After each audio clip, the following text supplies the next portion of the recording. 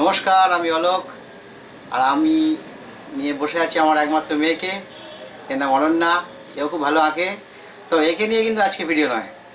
আজকের ভিডিও এমন একটা বিষয় যেটা হচ্ছে একটা ড্রিম, সুইট ড্রিম, একটা রোমান্টিক ড্রিম কেমন হয় সে বিষয়ের উপরে একটা ছোট্ট ড্রয়িং করেছি।